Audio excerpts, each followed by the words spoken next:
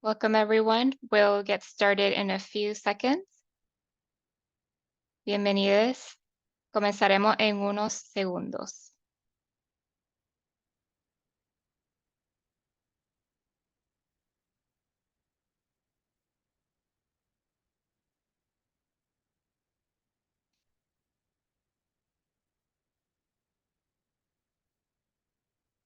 All right, well, good morning or good afternoon, depending on where you're joining us from today. Buenos días o buenas tardes, dependiendo de dónde nos acompañe hoy. Thank you so much for your interest in today's training. This is a beginner's guide to appealing the Federal Emergency Management Agency's Disaster Assistance Decision. Muchas gracias por su interés en el entrenamiento de hoy, que es una guía para principiantes para apelar la decisión de asistencia por desastre de la Agencia Federal para el Manejo de Emergencias. This training will be offered in English and will have interpretation available as an option for participants who would like to listen in Spanish.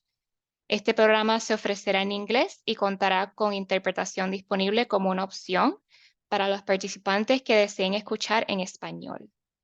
We will be using the next 5 minutes to go over the logistics for this, so I'm pleased to introduce our wonderful English to Spanish interpreters, Cooperativa Brújula, and turn it over to Bruje for instructions.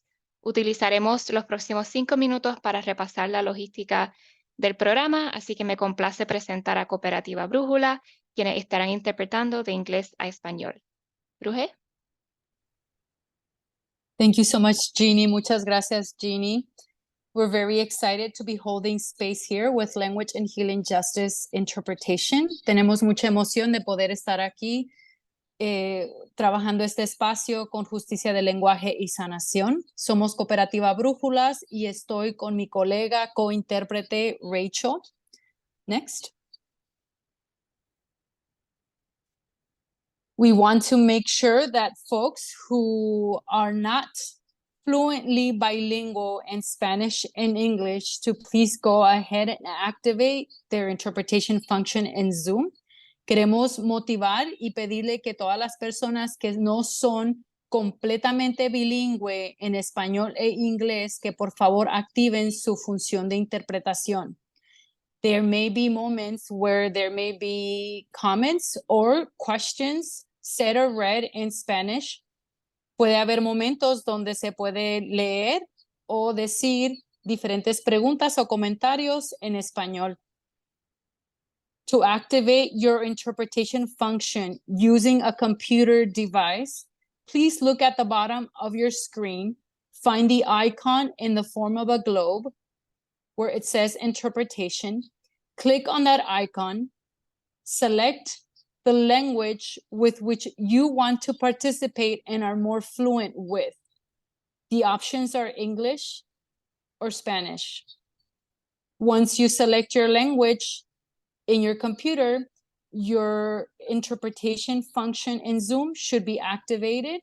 And when we start interpreting, you'll be able to hear if there's ever any Spanish spoken, you will receive it in English. Si usted está usando una computadora, por favor haga clic en el icono que encuentra en la parte baja de su computadora donde dice interpretación.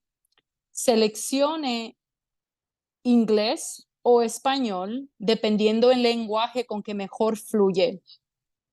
Este entrenamiento se estará dando mayormente en inglés y ocasionalmente puede haber algún comentario o una pregunta en español. Siéntase libre de participar por medio del chat en español todo lo que necesite. Next. If you are using a cell phone, please look for the 3 dots on your screen. Click on those 3 dots. You will have a pop-up menu where you will see the option of interpretation. Select that option and choose your language with which you want to participate with today and are fluent with, Spanish or English. On your cell phone, it is very important that you do this 4th step, which is to press on finalize or done on the top of your right-hand screen. Otherwise, your Zoom interpretation function will not be activated.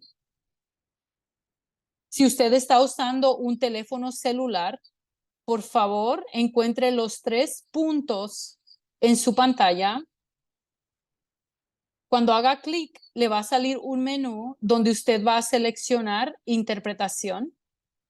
Cuando seleccione interpretación, le va a dar la opción de inglés o español. Presione el lenguaje con el que usted fluye mejor y quiere participar hoy.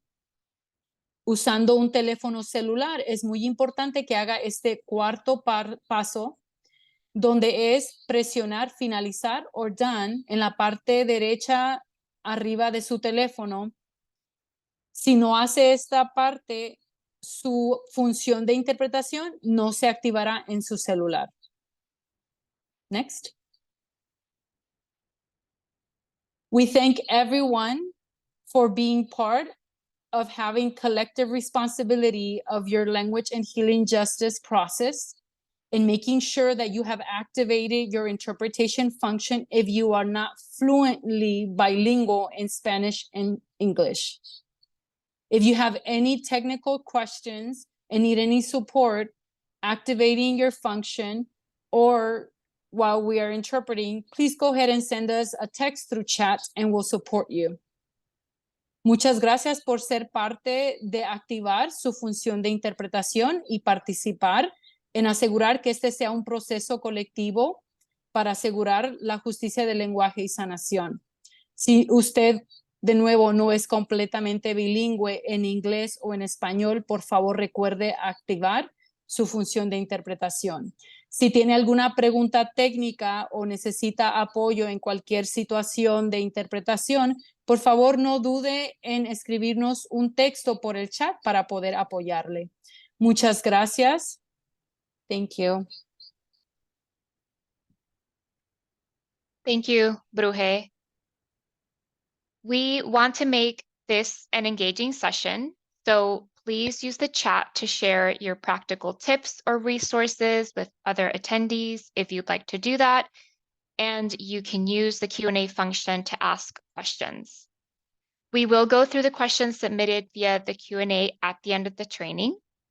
When you ask your question, we request that you please refer to the section of the training so that we know what your question is about at the end. All of the materials of today's training have been uploaded or will be uploaded in the chat, so you can download them at your convenience. And materials are available in English and Spanish. In addition, attendees that would like to view a live transcription of the training can do so by enabling this setting under the show captions icon. All of the materials will also be posted to advocatesfordisasterjustice.org. If you're already a member of this platform, all you need to do is log in and go to the link highlighted in yellow to access the materials. If you're not a member, you can create a free account to access the library and the materials. We'll also include this information in our follow-up email after today's training. So a little more of Pro Bono Net. We're a national nonprofit organization based in New York City, and our mission is to bring the power of the law to all by building cutting-edge digital tools and fostering collaborations with the nation's leading civil legal organizations. We do our work through a variety of programs that reach millions of people every year.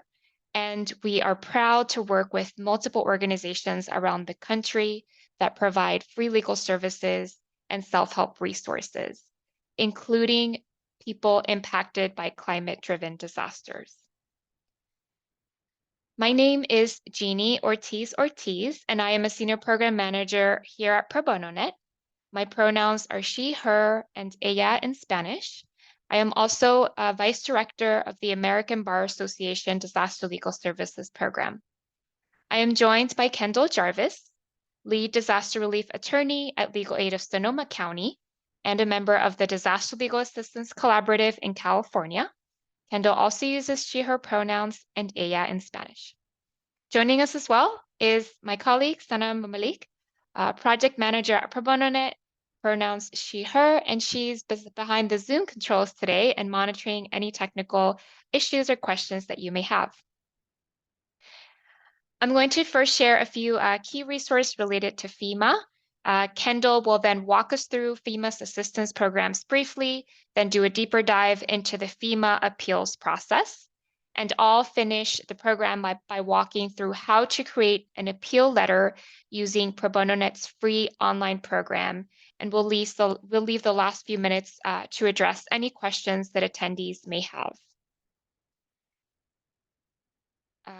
Okay, so I'm going to mention again that the materials will be posted to this Advocates for Disaster Justice website, but this site also includes additional materials that may be helpful to you and your organization as you provide support to disaster survivors.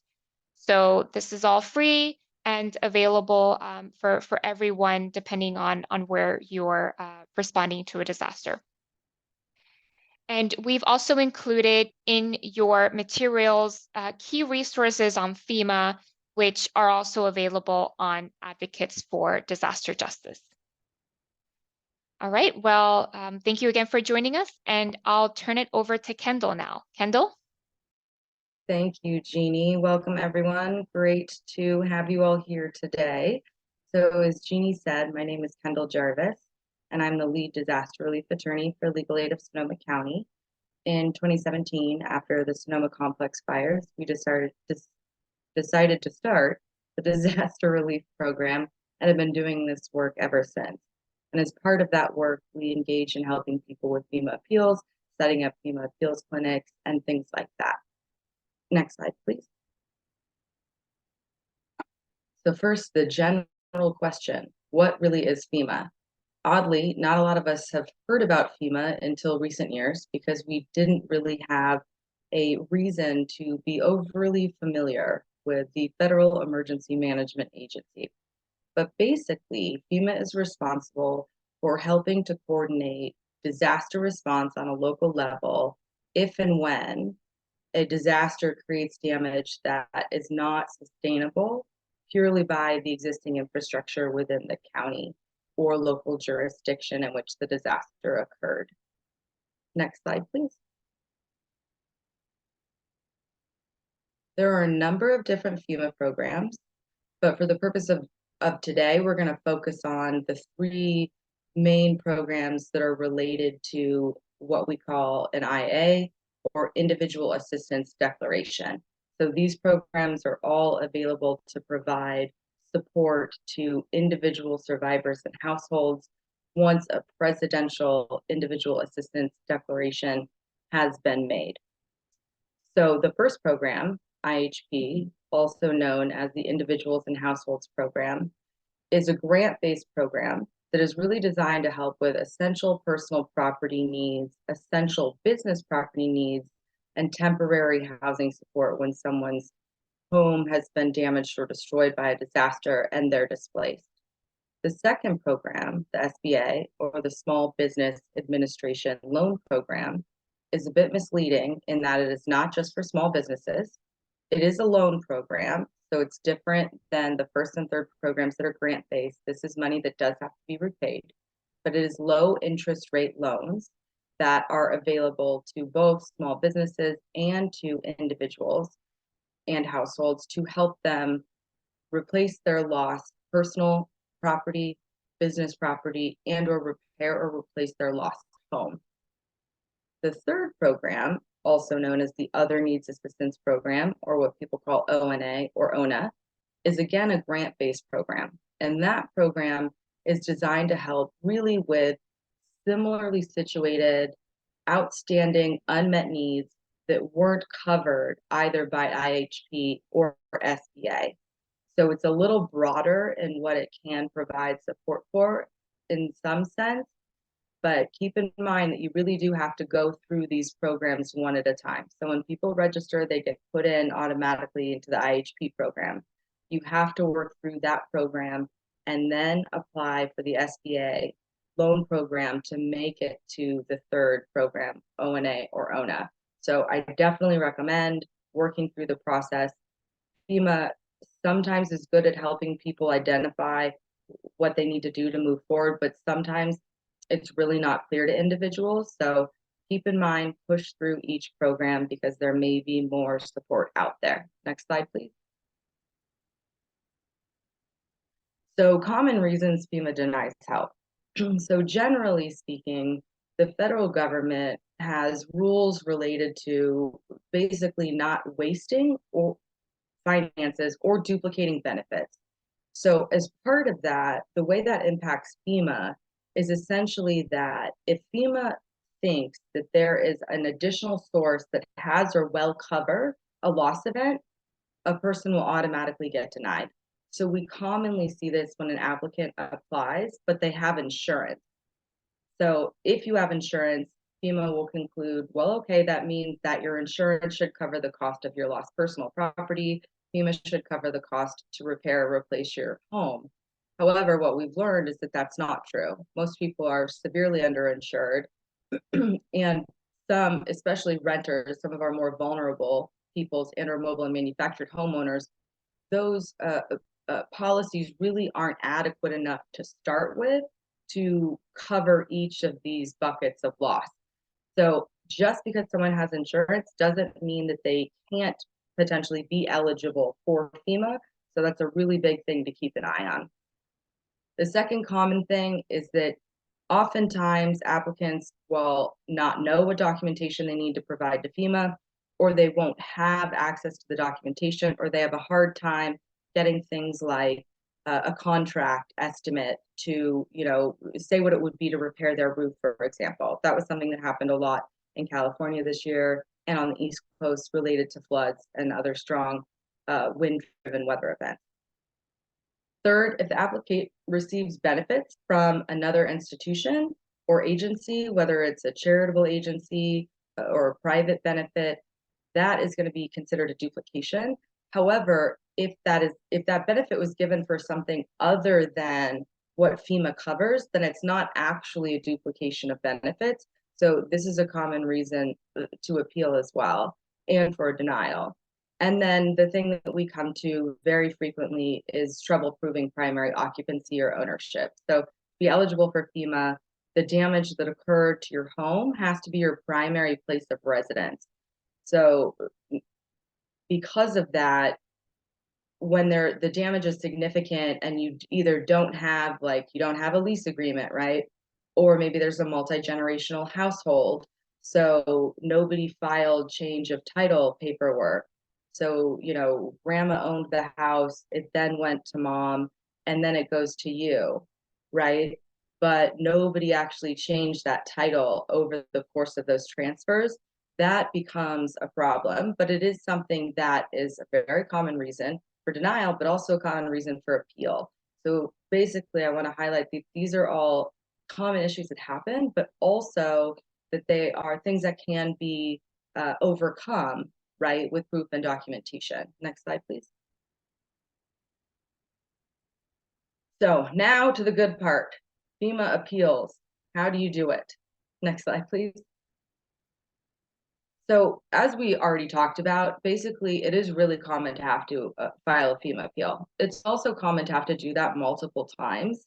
So for the start of this conversation, it's really important to note that really you can kind of appeal any decision that FEMA makes related to denial and or the reason for denial or even the value.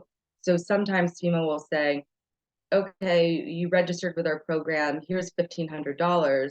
And the survivor will say, well, I provided documentation that shows that I lost, $250,000 worth of things in my home, right? That is something that is appealable on the basis of what the value that was given was, right? The second type of appeal is when you're just denied from a program. So if you get denied for an SBA loan, you can appeal that decision and say, I actually do think I'm loan worthy. Here's why, right? Same with IHP and with ONA. Next slide, please. So this is important and something we want to highlight here. It used to be that we thought that you really kind of needed an attorney to file a FEMA appeal. That's not true. I don't know where that story came from, but realistically, it is a lot more accessible and a lot easier and less, I don't know, daunting or scary or intimidating than I think we originally thought. You know, the federal government is something that always scares people, right? Nobody wants to hear from the federal government most of the time. So there is a little bit of a sort of a myth associated with this is a very sterile process. You have to have very specific legal knowledge. That is absolutely not true. So the individual applicant, survivor, or whomever is in their household can file an appeal. Obviously, an attorney can file an appeal as well, but also so can another person. So it's important to note if you have a family member that is, you know, overwhelmed and needs support, you can help them file an appeal. If you are a disaster case manager or someone doing case management work, you can help that individual file an appeal. I really do want people to think of this broadly because when someone's in this circumstance as the survivor, they really often need help to get through the process. Next slide, please. So how can people help with FEMA appeals? Generally speaking, one of the most just simplistic things that we see is that people are super overwhelmed. So they've lost their home or they've been displaced because it was severely damaged, right? And as a result, they don't think when they're evacuating to take all of their important documentation with them. So even things as simple as helping someone gather paperwork and documentation to support an appeal is super helpful. And also, we really see a lot of people not having access to the things that we kind of take for granted in our, you know, technological world today, right? Where you have a laptop or a printer or a copier that those are obviously not things that people think to take with them again when they're evacuating their home. So even something as simple as, you know, printing out things for people, making copies of something so they keep the original, which can be super important down the road, right? That is very, very helpful. Next slide, please. This is something that comes up a lot. So there's a lot of misleading information about sort of eligibility requirements for FEMA. And if you read the standard eligibility requirements, they say that you have to be 18 years or older, you have to be lawfully in the United States, you have to have had damage to your primary place of residence that was specifically caused by the disaster declaration, right? And then you can't have a benefit already covering the value of your loss, like insurance or something else. One of the things that comes up here is the lawfully in the United States part. People read that and think, okay, well, if I'm not lawfully in the US, or if I'm undocumented, or if any member of my household is undocumented, that means that I can then not get help from FEMA. Next slide, please. However, the good news is that is not the case. So there is a requirement that someone be lawfully in the United States. But in this circumstance, it can be someone in the household can be lawfully in the United States. So oftentimes, because of that 18 years or older requirement, that gets a little confusing. When the reality is, as long as one person in the household, even if they're under the age of 18 years old, is lawfully in the United States, then that entire household can be eligible for FEMA benefits. This is a little bit tricky because you are required to give information, obviously, to the federal government about people in your household. So FEMA historically does not use that information against the household, but they do retain that information. So you want to make a deliberate decision about what's in the best interest of that household. And I think it's a case by case basis, but it's really important to just have that conversation. And, at the end of the day, if there are financial needs to keep this household safely housed, that is a pretty big reason to move forward with the application process, in my opinion. Next slide, please. So what needs to be included in the FEMA appeal? So realistically, as I said, this is not super overwhelming, but there are some very specific requirements that you have to include. like the applicant's name, the date of birth, the disaster number, which is specific to the overall geographical area, the FEMA registration number, which is specific to that household and given to them upon their registration / initial application. The reason for the appeal, obviously, what are you trying to accomplish? The date, and this one's really important. It seems obvious, but the applicant's current mailing address and phone number. What we see happen very frequently is that survivors move around a lot. So they have a lost address, right, which is going to stay with them, but their mailing address may change, and it may change many, many times. We saw thousands of survivors in 2017 that moved 10 or more times. So you could be in a hotel, you could then be in, a temporary housing for a couple of months. You could then be staying with friends or family. You could then finally find a more kind of permanent temporary situation until your home is actually rebuilt or repaired. So make sure you update your current mailing address every time you go. Or the other idea also is to create a PO box so you don't have to deal with that. And then really just being clear and direct. Like, we don't need to overcomplicate this. It can be very simple. I am writing to appeal FEMA's decision regarding X. I have attached documentation to support my reasons for appeal. I'm asking that FEMA provide me with X, right? Next slide, please. So in as much as it's important, you really do want to explain, if you can, why the applicant qualifies for the support that they're requesting. And the more kind of specific you can be to the program you're applying in, like if you're appealing a decision with IHP or the Individuals and Households program, you want to be specific that it's about essential personal or business property, or that's about helping cover the increased cost of your temporary housing, right? If it's for the SBA, you want to be specific that it's about the loan process. It is about the fact that you feel you are eligible for a loan if you were denied, right? Or quite frankly, the opposite can be true. You may have been given a loan and maybe you don't feel you could actually pay that loan. That is also something that can be appealed. So it doesn't have to be overly complicated or convoluted, but you do want to be just very clear and direct. This is what we're doing. This is what we're asking for. Next slide, please. So how can you really help on an individual level? As we've said, this process is really sort of more alarming than it really needs to be when you start down this path.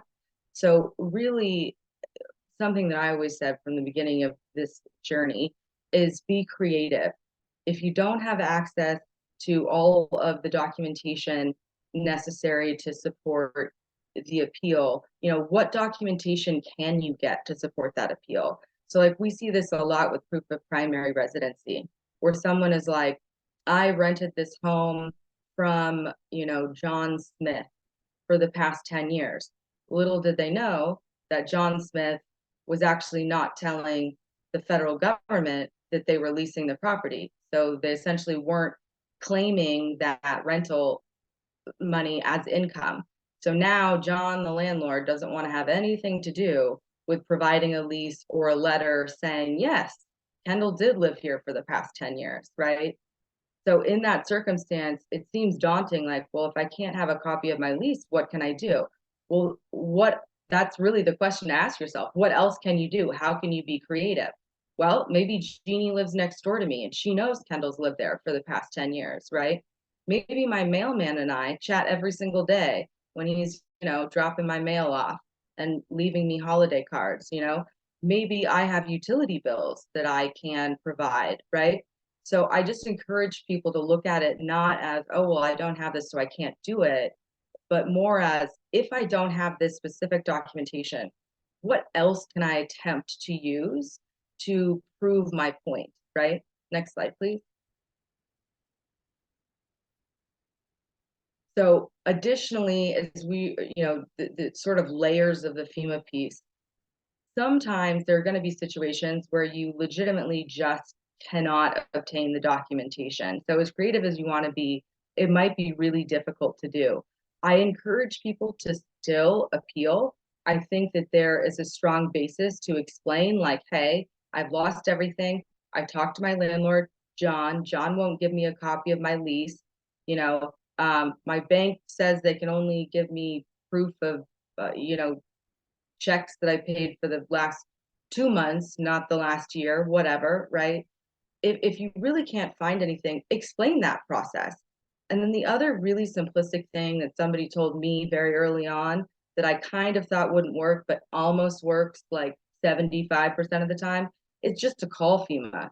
You pick up the phone and you say, hey, I have someone here I'm trying to help, and I cannot get the documentation that they need, and I really need your help. And if you get the right person on the phone, they will help. I will say, if you get the wrong person on the phone, there is no shame in hanging up and calling back, because you will be sent to somebody else, and maybe that person will be more helpful. So do call, but also don't belabor and stay on the line with someone who's not being helpful. And also you can request to elevate it to a supervisor. So if someone is being really difficult, you can say, can I please talk to a supervisor? I need better guidance, right? Next slide, please. So this, again, is one of those topics, accessing a full file for a FEMA appeal. There used to be belief that you really had to get the authorization for release of information under the Privacy Act, which is really kind of a legal legalese way of saying that you're requesting an entire file. However, what we often see is that either those requests are denied, or they're partially denied, meaning the entire file is not shared, or it just takes so long that it's no longer helpful. So it is something that's worth doing if you really want a copy of the entire file. Sometimes survivors have a hard time explaining what really happened, why FEMA denied this, or what they actually set up. But the other thing I want to highlight is that you can create, well, the survivor, the registrant, can create an account online at disasterassistance.gov, and that will give you access. All you needed is an email and a password, and that will give you access to any communication that FEMA sent to them, and then anything that FEMA believes they've received from them. So it should have copies of their documentation that they've sent in support of an appeal or in support of receipt of benefits. So I encourage that. I think it's a lot easier and less kind of intimidating. Next slide, please.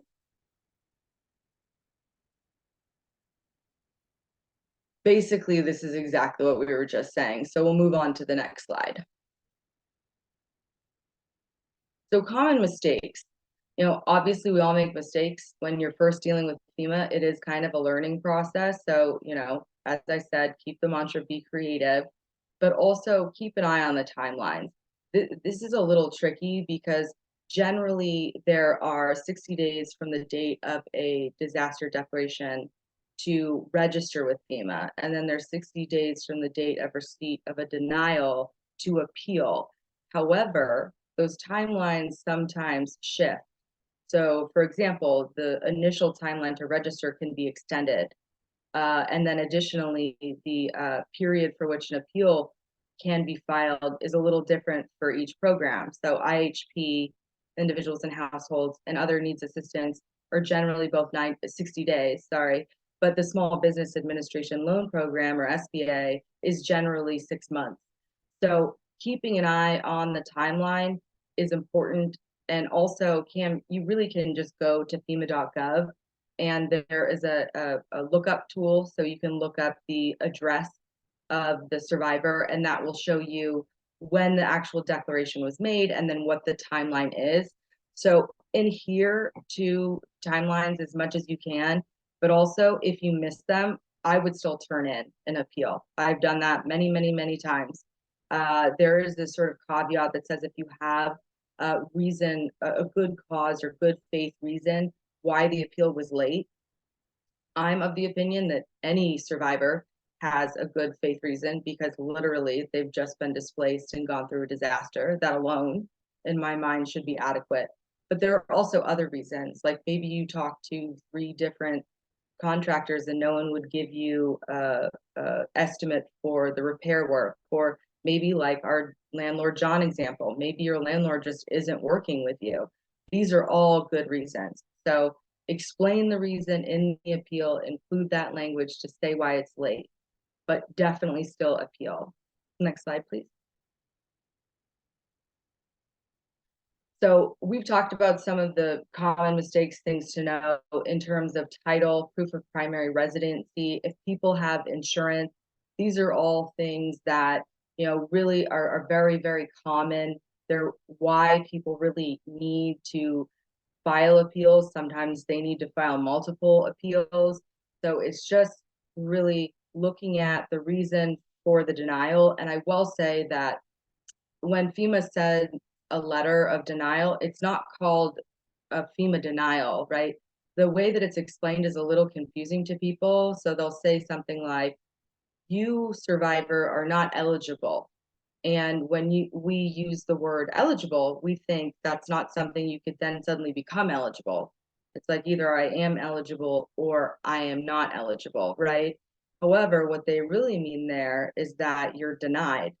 So working through those pieces, being creative, and just identifying that there very well may be a way forward, right? Programs like this are kind of set up to help, but also set up not to waste or duplicate funds, because it's the few that ruined it for the whole, right? Over the years, they were more lax, and that created significant problems. So now we kind of are where we are. But push through the process, keep pushing through. Next slide, please.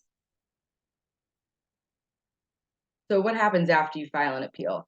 So basically, FEMA reviews it, and then they have a requirement to provide you with a written response. So their timeline to respond is 30 days. They can respond sooner if you have a need for a sooner response, like if you're requesting support for temporary housing, for example. 30 days is a long time to wait to see if you can receive the benefit you need to be or remain safely housed, right? So calling and, putting a little bit of added pressure on there really is helpful. I always say, wait until you upload it, give them 24 hours, but then just call and say, hey, I'm checking on my appeal. Because every time you do that, a note gets put in the file, and at some point that person will be pushed to the top of the list, and hopefully you'll get a decision sooner rather than later. And also you then don't have to wait for it to come in the mail and all of the rest of things that also take time. Next slide, please. So here is really the wrap up overall, is that there have been changes to federal law related to FEMA that are kind of important in the past 5 years. So those changes, really as they pertain to helping individuals and households, are important to highlight, really based on access and functional needs. So for example, if someone requests when they register with FEMA that FEMA engage with them in Spanish because that is their primary language, and FEMA does not engage with them in Spanish, that is a reason to basically extend the timeline for that person's appeal, right? So there can be important pieces to the puzzle that can help you push through if something related to you being able to access / the survivor being able to access the FEMA application process and the FEMA appeal process, then it's worth it to review these changes.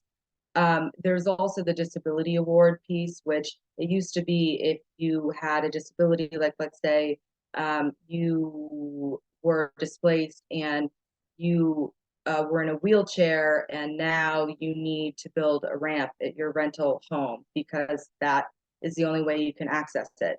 It used to be that those things were considered, but they still were kept under the max allowable grants for each program. Now they're not. So now you can get the max grant like anybody else. And then above and beyond that, FEMA can cover financially disability related needs. And I would encourage people to think of disability related needs broadly, like if you're a diabetic and you are placed in temporary housing that doesn't have an adequate fridge, that is a disability related need, right? Because it's medical. So we did a prior presentation that focused on disability rights that you can take a look at. It was recorded, so I won't continue on with this piece, but Sanam can put in the chat what the link to that is. It's worth taking a look at. So now I will turn it over to my good friend Jeannie to give you a real life example. Wonderful. Thank you, Kendall, for that overview. And that's a good segue into what we're going to cover now, which is how to use Pro Bono Net's free online program to create the appeal letter with everything that Kendall just shared with us. So you can think of this like this program like a free TurboTax program. You enter information and then the program will create an appeal letter for you, complete with the pre-filled sections and the appropriate language and sections that Kendall just covered for that appeal to be filed with FEMA. And the program not only saves you time, but also ensures that your appeal contains all the essential elements in the letter as required by FEMA. This program has been used by thousands of survivors and advocates over the years. It's very user-friendly, mobile-friendly, and is constantly revised over time to include updates from FEMA. And we work with legal aid organizations, have worked with law firms to ensure that these updates are made whenever FEMA makes those changes. We have included the links to both the English version of the program and the Spanish version of the program. The Spanish version is newer. It was launched last year, and that's part of the reason why we're holding this training and webinar today to raise awareness about this program available in both languages and for those advocates and lawyers and community members who are also helping disaster survivors who are fluent in Spanish. So how does it work? So the program allows a question follows a question format to gather information from the survivor or from you. And then based on the responses to those questions, the program will then generate a letter, and I'll show you how this works in a few minutes. It'll then generate a letter that you can revise, edit, and save to your device. And this is important because you can tailor the appeal to reflect the applicant's unique situation or their unique experience when it comes when it relates to the disaster. And after that, you or the survivor can print out and submit the letter to FEMA as a formal appeal. One of the main advantages of this program is that it's accessible. It's available online. It can be accessed from anywhere. I said it's also mobile friendly, and the program is also free. So it eliminates any financial barriers that survivors may face, and any personal information is also protected throughout the process. And in addition, we recently updated the program to allow disaster survivors with disabilities to explicitly address their lack of meaningful access to FEMA's programs based on FEMA's failure to provide a reasonable accommodation. So that's the same training that Kendall was referring to. We have that available, those training materials available on advocatesfordisasterjustice.org as well, if you would want to take a look at the additional information and considerations to keep in mind if you're supporting a disaster survivor with a disability. The overall idea, however, is that this program is an advocacy tool, and it makes it easier for you as an advocate or for the survivor to clearly articulate why you're requesting FEMA to reconsider its disaster assistance determination. It's important to note that the online program is not connected to FEMA in any way, and it is not a service provided by FEMA. This was developed in partnership with attorneys who are familiar with the FEMA appeals process. And like I said, its sole purpose is to create an appeal letter after you enter information related to the survivor's application to FEMA. So it does not interpret or analyze any of the information that you enter, and it does not evaluate or do anything with that information. It's what you enter, and then it'll generate a letter following the template that we developed with the organizations. And lastly, also important to note that this does not file the appeal with FEMA on your behalf. Filing the appeal with FEMA is a separate process that you or the survivor are responsible for completing independently. You can share this as a resource. For example, if you're a legal aid organization and an applicant is not eligible for your services, please feel free to direct the applicant to this program so that they complete it on their own. And we've included the links for you to access if you want to share that.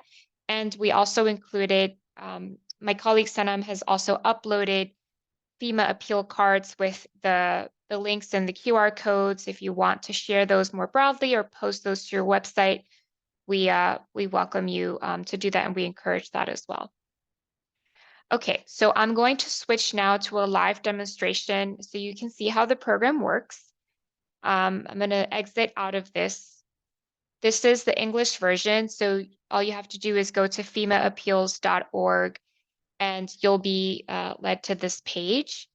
And for the Spanish version, you can enter FEMAappeals.org/ES, and you'll have the Spanish version here, and you can click on Start the Letter or Comenzar la Carta, and you'll be prompted to begin the process through the Law Help Interactive program, which is the program that supports this tool. So I'm going to click on Start Letter, and you'll be directed to start as a guest. You can also create an account if you want to skip the terms of use every time that you use it. And we'll be doing a demonstration. So Kendall shared an example with me that I'll use for purposes of showing this. So we're going to pretend that the applicant to FEMA in this scenario is Steve. And Steve is a renter. He applied to FEMA for help, and FEMA awarded him $500.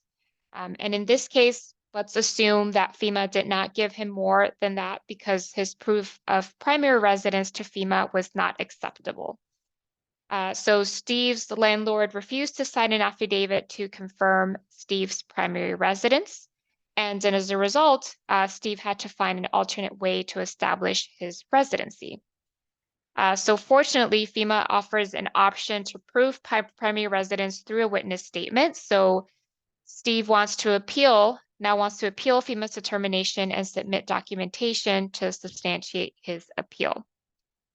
So he managed to obtain a letter from the U.S. Postal Service, which served as valid proof for his residence.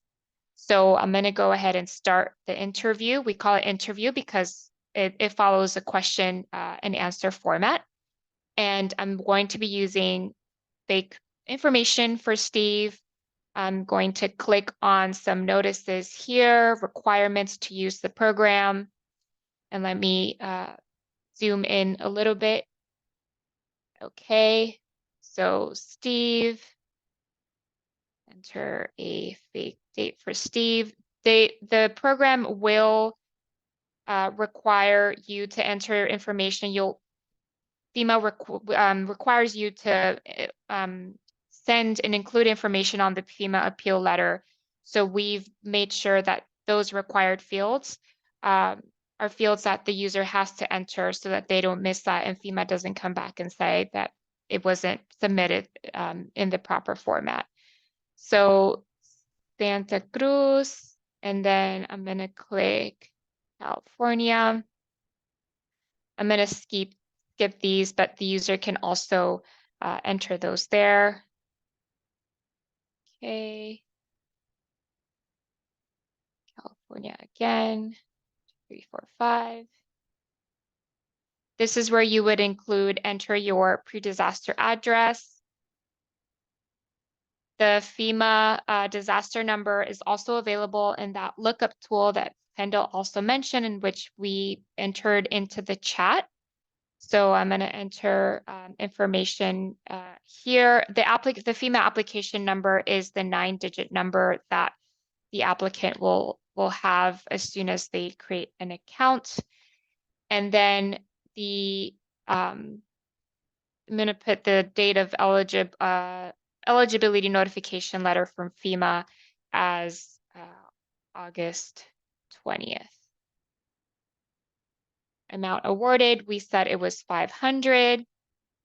What the awarded assistance is supposed to cover, I'm going to enter immediate personal property needs.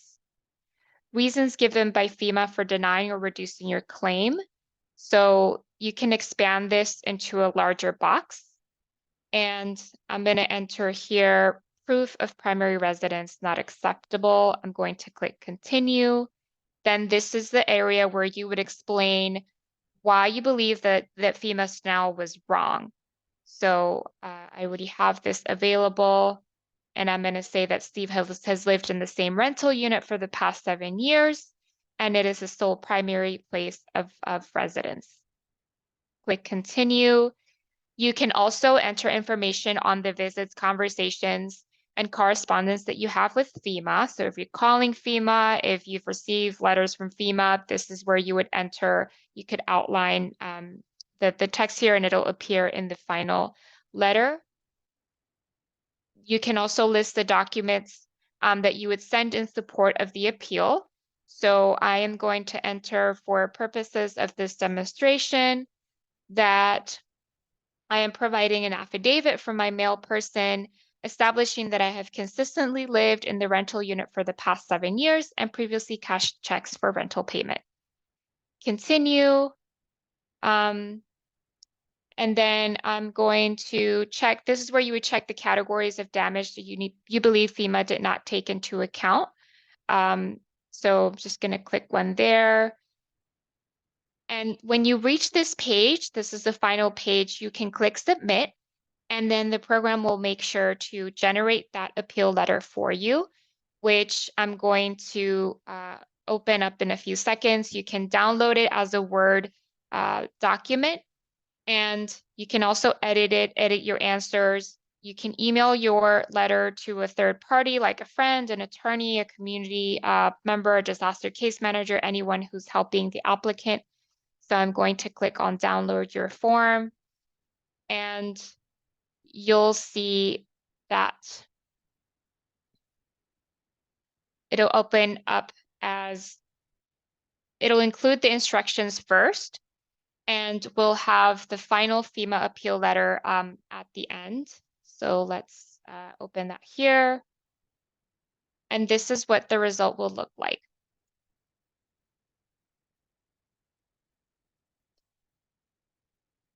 All of the information that Kendall shared, a lot of it is outlined here as well. We also have eligibility, ineligibility codes, denial reason codes included.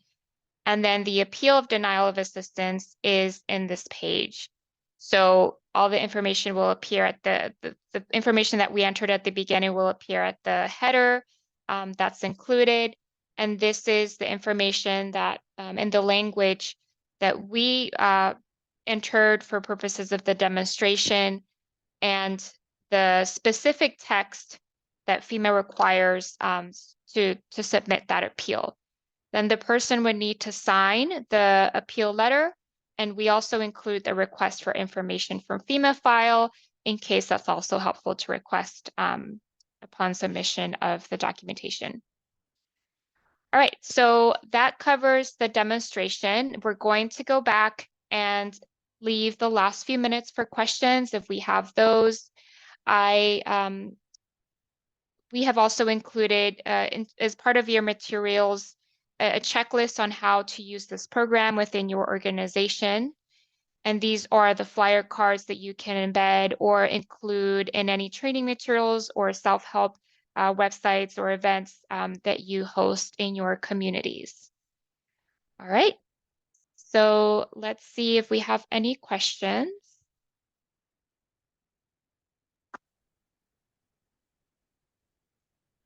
Okay, so It looks like we have one question so far. So for the interactive letter tool, does the website store the data or track statistics? What kind of security do you have for this information? That's a good question. So if you go to FEMAappeals.org, the program is hosted by Law Help Interactive, and we do have all the privacy policy and terms of use pages as part of that program. We don't collect private information. We're not currently tracking statistics on the usage of the program. That's something that we will plan to do, but it's not identifiable information.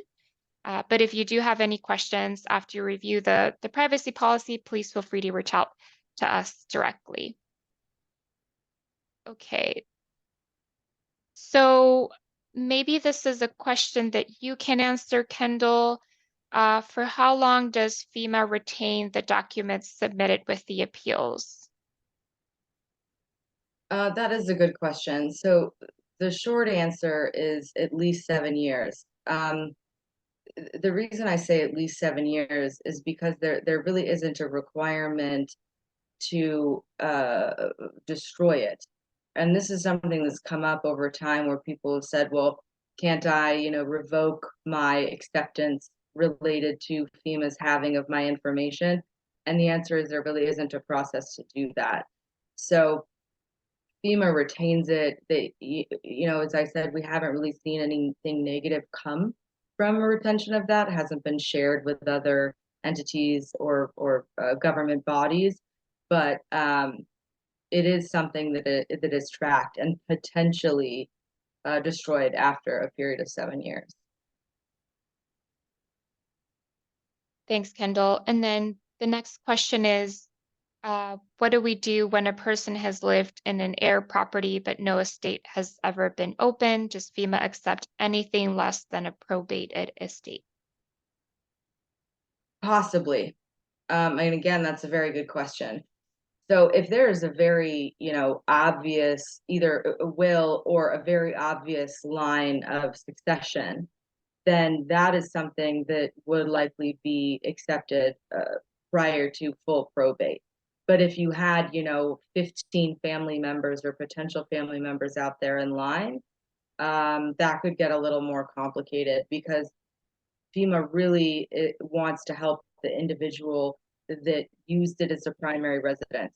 However, I can say that you're kind of looking at this in two ways, right? One is, can FEMA help actually like rebuild my house or something? So that's something where title proof of ownership becomes more important. But if you're talking about like, I need temporary housing support or I need my essential personal property replaced, that's going to require less proof of ownership, more proof of occupancy, purely because of the type of benefit that you're requesting and for what the payment or financial support would be covering. So if it's covering the house itself, title becomes a bigger issue. If it's covering personal property, temporary housing, things like that, I would focus on the proof of primary occupancy and leave the convoluted title piece to the side until you could work through that with potentially with the SBA. Because realistically, when somebody incurs that kind of a loss, you can probably maximize both grant programs just based on occupancy, not based on ownership. And Kendall, I don't know if you need more information for this question, but what would happen if anybody in the household has a USA residency? I don't know what you mean by USA residency, meaning like if you're lawfully in the United States or if you're like on a visa. If Yeah, you're if that lawfully in the United States. So if that person could please provide us with clarification on the question, I think that would be helpful so we can make sure we're answering your question correctly. But while we get to that question, can you answer this question, Kendall? Is loss of food due to disaster recoverable? Yeah, so generally up to $500. FEMA has shifted their program a bit in the past few years. And one of the things that they kind of give out with very little additional request for information is an immediate $500. So when that happens, that can be used towards essential personal property and or food. But you can also sort of take that out of other benefits and say, yes, I did receive the $500, but I use that to cover immediate food needs, right? So I would say yes. The easiest way to do that is to show really what you had to purchase to replace the food, and get reimbursed. Okay, and I know we're at time, so we're going to take just one or two more questions. So what proof does an applicant need to prove value of property damaged? Most of our clients are poor and may have lost proof of purchase. Yeah, so it doesn't have to be proof of the actual purchase of the property. Number one, it could be that you went out and purchased the property and you're requesting reimbursement. But number two, this is where the be creative thing really does come in handy. What we've tried to do over the years that has actually worked relatively well is basically kind of go fake shopping.